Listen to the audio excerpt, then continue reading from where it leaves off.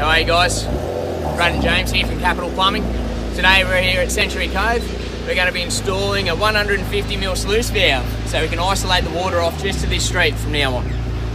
Here we have FRC pipe. We'll be cutting into it to install the new valve and hopefully it all goes to plan.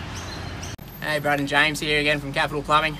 So we've just installed our 150 sluice valve into this main line. Water's back on, no leaks, that's good. All we have to do now is wrap it with Denso, some plastic tape, and put some concrete around it and backfill it.